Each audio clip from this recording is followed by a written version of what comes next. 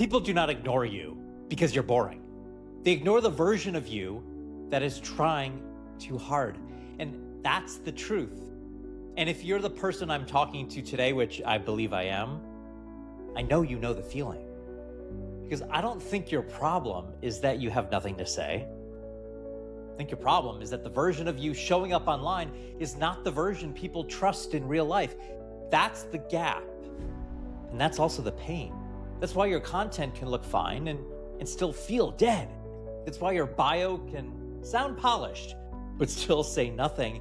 And that's why people can love you in a room and scroll right past you on the page. And it's not because you're boring, because the version of you they're seeing is trying too hard. You're trying to sound right. You're trying to sound polished. You're trying to sound professional. You're trying to sound smart. You're trying to sound like someone who knows what they're doing. And the more you do that, the more people feel less. And that's the part, this. The polished version of you is not always the strongest version. And in fact, a lot of the time, that polished version is actually the weakest. Because people don't connect with polish and produced and beauty. They connect with the truth. They connect with the version of you that feels real, the one that is not sanding down every edge, the one that's not trying so hard to sound impressive, the one that forgot to perform. All right, so I'm going to show you what I mean. It was June 10th, a couple years ago, and an unbelievable real estate investor and star of zombie house flipping family business, May 30th, on A&E, in a show I helped create, Tommy Har and his family. So Tommy, he sent me a folder. It wasn't a pitch deck, not some fancy polished presentation. Definitely wasn't a big produced sizzle reel, though I would be the one that does that. But it was just a simple folder. It was videos of his family, of his business, his life. And I watched the videos, and then I found this 30-second clip. It was him and his wife. A very real moment that maybe we felt like we shouldn't be there. It was a pregnancy announcement. There wasn't a crew, there was no lighting, no director, no camera crew, no performance. Just two people and a family in a real moment. And I watched it once and I texted him back and go, Tommy, we got a television show. That is the big thing. That is a big thing to say after just watching one clip. So the real question is why? Why did that work? Now, it wasn't the production because there wasn't any. It wasn't because it was polished because it definitely wasn't. And it was not because Tommy was trying to impress me. That wasn't the point. And that is exactly why it worked. For those 30 seconds, no one performed. No one was trying to be on a television show. No one was trying to look good. No one was trying to sound right.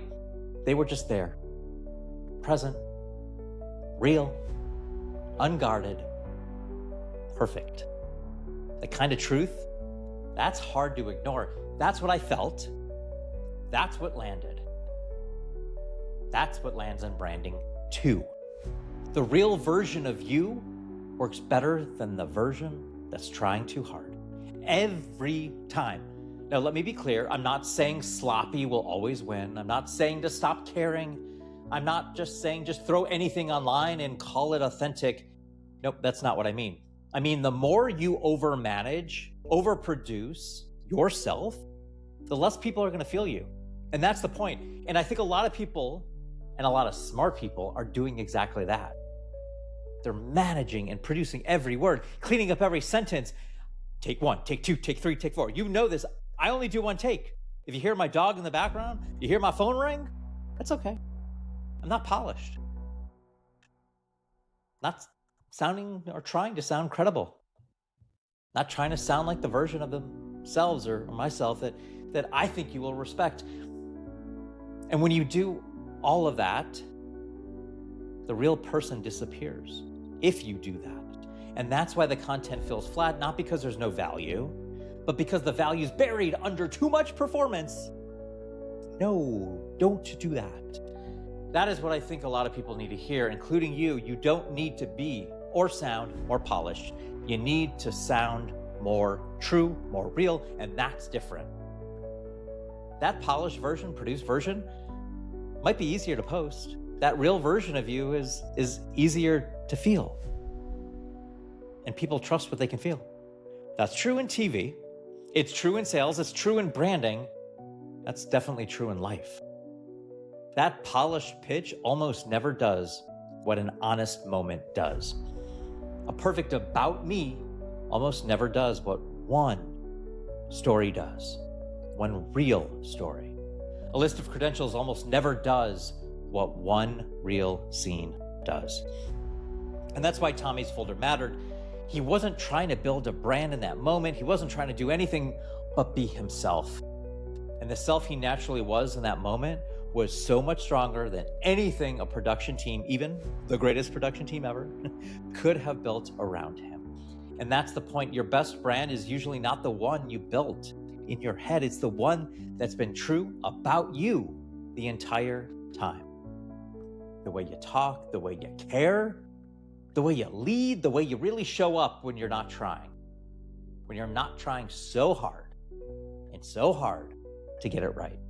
That's the version people trust. That's the version people remember. That's the version I want you to find. Because if you're my person, and I know you are, there's a good chance you're overperforming right now. I see you. I know it. And not because you're fake, because you care. You really want to be taken seriously. You want to sound strong. You want to look credible. You don't want to be judged. And I get that. But the more you perform, the more distance people feel. And if people feel the distance, they're not going to connect to you. And if they're not going to connect to you, then they're not going to remember you. And if they don't remember, they're not going to choose you. That gets very expensive very fast. Because then you end up with content that looks fine but does not move anyone. Words that sound polished and produced but do not stick. A brand that sounds clean but does not feel alive. I know that's not what you want. You do not want polished, but forgettable. You want what's real and impossible to ignore. That is different. And that's what Tommy's story proves. He didn't win because he had an amazing slick pitch. He won because the real version of his life was stronger than anything polished and produced. And that's true for you. The real version of you is not the problem. The version trying too hard is. And that's why I built findyouronly.app. That's findyouronly.app, because most people do not need help becoming more interesting. You need help finding the real thing that is already there, the real reason people trust you, the real story underneath the polished one, the real version that people feel when they meet you. That's the work. Findyouronly.app will help you. It's 8 questions in under 8 minutes, and it's entirely free. And after you take that, you'll have an opportunity to book a call with me. Go to findyouronly.com/audit, AUDIT. It's 1 hour that absolutely can change the trajectory of where you're going. I absolutely believe it. I've done these one-on-ones with almost 100 people. All of this will help you find the real thing people feel about you. And then turn that into words your dream client can actually feel. So if you're tired of sounding polished, but not powerful, if you're tired of trying so hard and still feeling flat, if you know there's a more real version of you underneath the safe words and the polished message, go there.